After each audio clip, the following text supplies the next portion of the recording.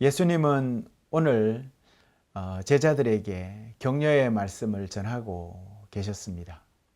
사람들이 너희에게 미워하고 배척하고 욕하고 너희 이름을 악하게 말할 때 너희는 복이 있다 라고 우리가 저번 주에 말씀을 보았지요.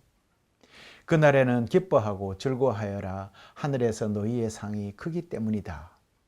우리가 누가복음 6장에서 그렇게 묵상을 했습니다. 제자로 살아가는 길은 더더욱 이제 쉽지 않습니다. 그들은 거절당하고 멸시받을 것입니다. 그래서 예수님은 이어서 이렇게 말씀하십니다. 원수를 사랑하라. 이 말씀을 우리에게 주십니다. 당시 사람들은 억울한 일을 당하면 보복하는 것이 당연한 시대를 살아가고 있었습니다. 눈에는 눈, 이에는 이라는 이 보복의 원칙이 일반적인 사회적 규범으로 통했던 시기였습니다. 어찌 보면 사람의 본성을 가장 잘 나타내는 법이라는 생각이 듭니다. 사람은 누구나 당한 만큼 되갚아 주기를 바라지요. 그래서 내 이빨이 하나 부러지면 너도 똑같이 하나 부러뜨려야 한다라는 그런 식입니다. 그래서 이 원칙이 잘 지켜질까요? 정말 그렇게 하나 부러지면 하나만 부러뜨릴까요? 그래야 성이 찰까요? 하나 부러지면 하나만 부러뜨리는 일이 절대 없습니다. 사람의 본성이 하나가 부러지면 10개라도 부러뜨려서 되갚아주고 싶은 마음이 생기는 것이지요. 그래서 이 법을 만든 것입니다. 그나마 이 법은 동등한 기준을 제시하고 있어서 그것을 넘어서는 복수는 금지한다라는 의미가 거기에 담겨 있는 것이지요. 하지만 예수님은 새로운 기준을 우리에게 제시하셨습니다. 비폭력적이고 긍정적인 방식으로 적대감을 극복하는 방법을 우리에게 가르쳐 주셨습니다. 오늘 우리에게 말씀하십니다. 너희 원수를 너희는 사랑하여야 한다. 그리고 너희를 미워하는 자들에게 선을 베풀어 주어야 한다. 너희를 저주하는 자들을 축복해 주어야 한다. 너희를 학대하는 자들을 위해서 너희는 기도를 해야 한다. 내 뺨을 치는 자들에게 다른 뺨도 돌려대며 내 겉옷을 빼앗는 자에게 속옷까지도 내어 주어야 한다. 이것이 누구에게 한 말씀이라고요? 바로 제자들에게 말씀하신 것입니다. 그러니 그리스도인의 제자 된다라는 것은 이렇게 어렵다라는 것을 오늘 알 수가 있습니다. 어찌 보면 원수를 사랑한다라는 것이 이 세상에서 모든 일들 가운데 가장 어려운 일이 아닐까. 오죽했으면 내 눈에 흙이 들어가기 전에는 이라는 말이 왜 나왔겠습니까?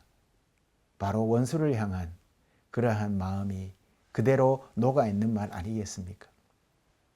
우리 중에 누가 이런 높은 수준의 그런 기준을 지킬 수가 있을까? 저 자신을 포함해서 그런 사람을 저는 본 적이 없습니다.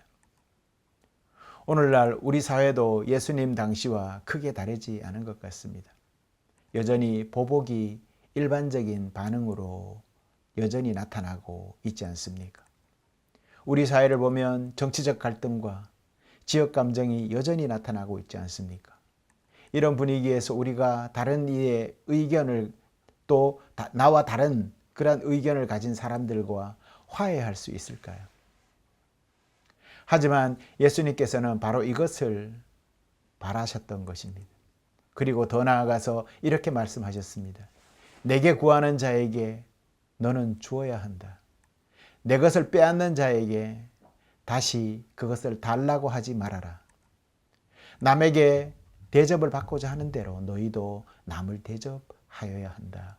라고 말씀합니다. 우리는 가끔 과거의 상처를 잊지 못하고 미움을 간직한 채 살아가는 것 같습니다. 사실 5.18 민주화 운동과 같은 그러한 광주 사태로 아픈 역사 속에서도 화해와 치유를 위해서 용서하고 화해하는 그러한 일들이 우리는 정말 가능할까 이런 의구심을 가지기도 합니다. 혹은 가족을 잃은 유족들이 가해자들을 용서할 수 있을까? 이처럼 원수를 사랑하는 것은 쉬운 일이 아닙니다. 예수님은 보복이 아닌 정반대의 행동을 우리에게 요구하셨습니다. 오른뺨을 맞으면 왼뺨도 돌려대라 라고 말씀하시고 속옷까지 내어주라 라고 말씀하셨습니다. 만약 우리가 예수님의 말씀대로 행동한다면 사람들은 우리를 아마 바보나 비정상적인 사람이라고 여길지도 모를 것입니다. 원수를 사랑한다는 것은 우리 자신의 이익을 내려놓는 것을 의미합니다. 용서는 신앙의 핵심이고 타인을 해치는 행동은 완전히 지워야 하는 것입니다. 우리가 더 높은 기준에 따라서 살게 되면 지금의 세상을 초월하는 새로운 세상으로 우리는 나아가게 되는 것입니다. 그러나 이런 삶을 사는 것은 인간적으로 보면 불가능해 보입니다. 하지만 한반도 분단의 현실을 보면서 예수님의 가르침이 얼마나 중요한지 우리는 또한 깨닫지 않습니까? 남북 간의 대립 속에서 우리는 상대방을 향한 증오를 거두고 먼저 손을 내밀어 줘야 합니다. 이러한 증오의 상태로는 계속 서로 복수만 남기 때문입니다. 이스라엘과 하마스 간에도 보복을 멈추고 평화의 손을 내밀어야 합니다.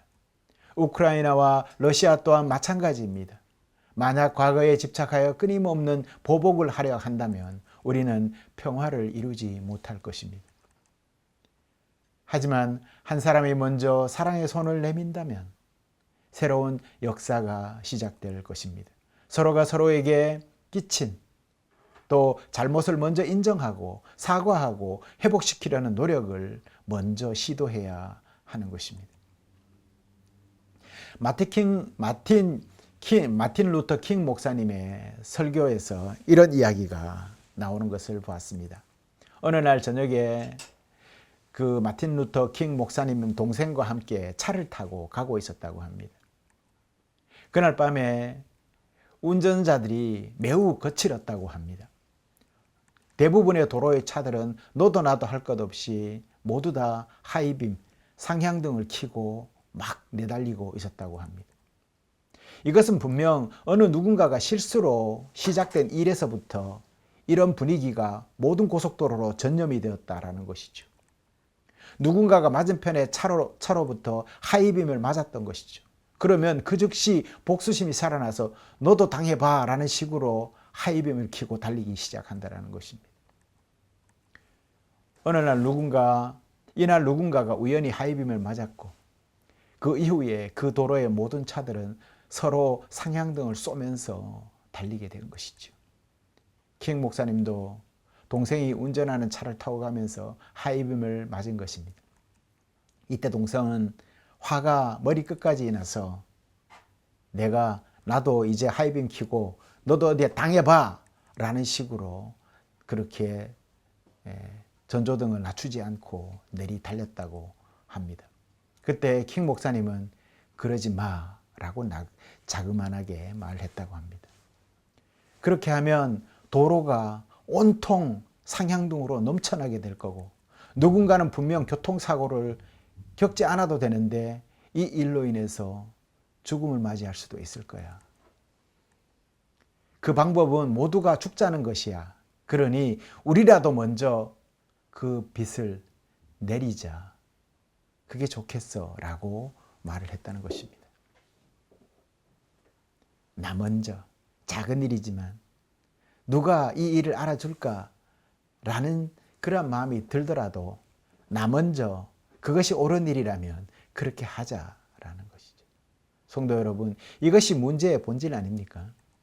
역사를 보면 많은 나라들이 보복의 논리로 인해서 공멸했던 것을 알 수가 있습니다. 지구상에서 완전히 사라진 나라도 많아요. 모두 다 보복의 논리 때문에 사라진 나라들입니다.